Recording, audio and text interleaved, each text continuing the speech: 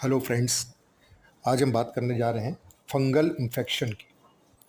हिंदी में इसको दाद खाज खुजली भी बोलते हैं।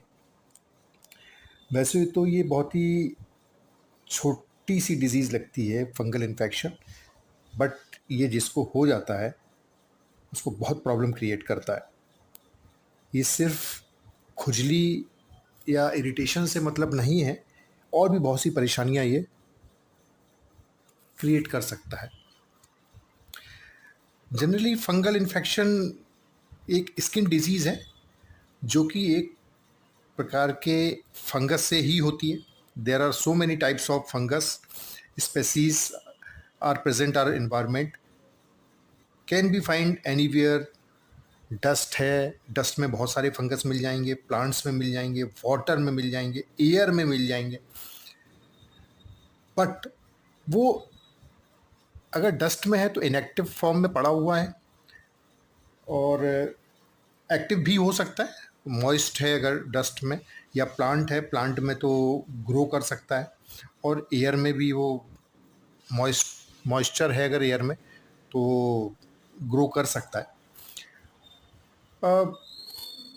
इसको जब भी कोई फेवरेबल कंडीशंस मिलेगी स्किन में या प्लांट्स में या एयर में या डस्ट में, एनीवेयर, इवन लेदर शूज़ में भी हो जाता है, सब्जियों में, फ्रूट्स में, मिल्क में, anywhere it can grow anywhere. अब स्किन में अगर ये हो जाता है तो स्किन किसी के भी एनिमल्स के है और ह्यूमंस की है, किसी की भी स्किन में ये प्रॉब्लम क्रिएट कर सकता है। अब सिम्टम्स की अगर हम बात करते हैं तो जैसे हम ह्यूमंस की ही बात कर लेते हैं।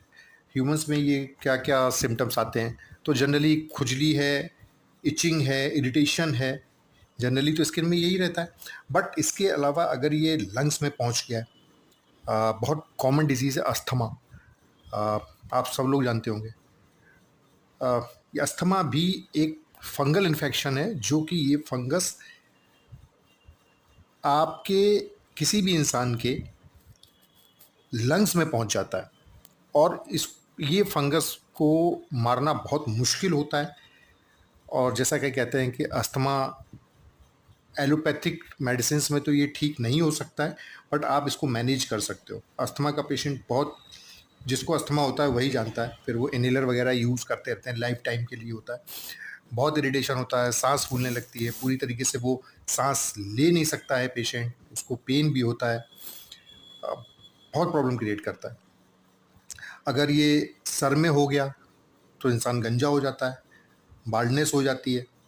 नाखूनों में भी हो जाता है, नेल्स में हो जाता है। आपने देखा हो किसी किसी के नेल्स बहुत मोटे हो जाते हैं और अंदर की तरफ से सफ़ेद होने लगते हैं, तो ये भी प्रॉब्लम ही क्रिएट करता है, और इसकी दवाई भी बहुत टाइम तक चलती है।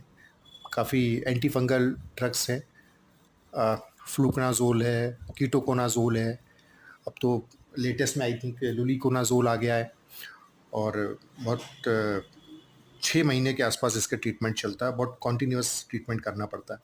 रिप्रोडक्टिव ऑर्गेन्स में भी हो सकता है, मेल और फीमेल किसी की भी रिप्रोडक्टिव ऑर्गेन्स में होता है। जो लोग नहाते नहीं हैं रेगुलर, या साफ़ सफाई नहीं करते रिप्रोडक्टिव ऑर्गेन्स की, उनको रिप्रोडक्टिव ऑर्गेन्स में प्रॉब्लम हो जाती है।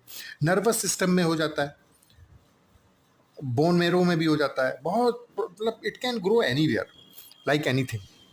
तो इससे सावधानी ही, जितना हो सके साफ़ सफाई रखिए, वही बेटर है। और सबसे बड़ी चीज़ है कि क्योंकि एयर में है, तो उससे आप कैसे बच सकते हैं? बहुत मुश्किल है। इसके लिए सबसे अच्छा तरीका है कि आप अपनी बॉडी की इम्यूनिटी को बना करके रखिए।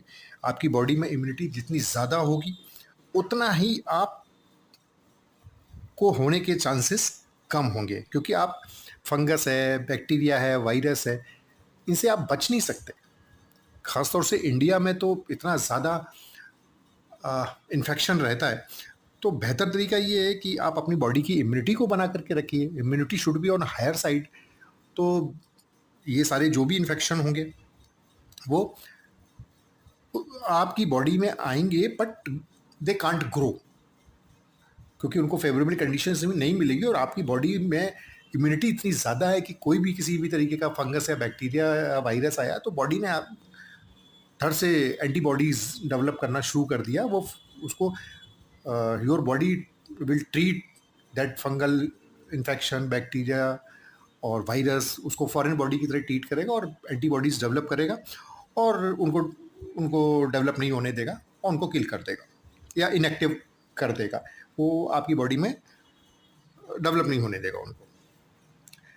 मेडिसिन्स की अगर हम बात करें तो इसमें टैबलेट्स भी हैं, कैप्सूल्स भी हैं, क्रीम्स हैं।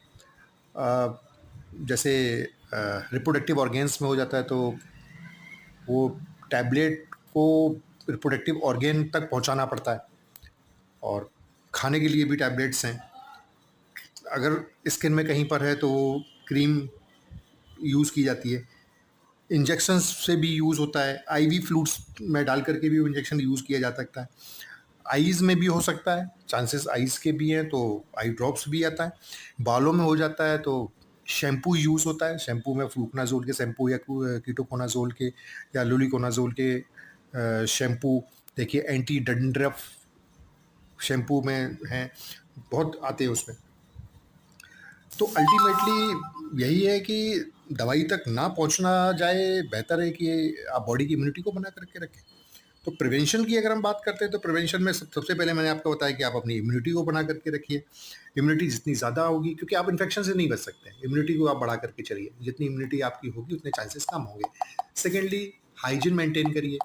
जितनी अच्छी आप साफ़ सफाई रखेंगे अपने बॉडी की, डेली नहाइए, पाउडर लगाइए, इस तरह से हाइजीन मेंटेन करिए। अवॉइड करिए पब्लिक टॉयलेट्स को, क्योंकि पब्लिक टॉयलेट्स में बहुत कहाँ से कौन कौन से लोग आ रहे हैं, उसमें इन्फेक्शन होने के चांसेस ज़्यादा होते हैं। तो ऐसी जगहों से को अवॉइड करेंगे तो आई थिंक आप भी बच सकते हैं। और नीट एंड क्लीन रहना ही है आपको। मॉइस्चर वाली जगहों से थोड़ा दूर रहिए, या कोशिश करिए कि घर में मॉइस्चर ना हो या कम से कम हो। ओपन डोर्स या विंडोज़ को ओपन रखिए। जितना ड्राई रहेगा उतने चांसेस कम रहेंगे। तो prevention is better than cure, always it is better than cure. तो बेहतर है कि आप इम्यूनिटी को बना करके रखिए और हाइजीन को मेंटेन करिए। आई थिंक ये प्रिवेंशन बेस्ट है। Thank you friends.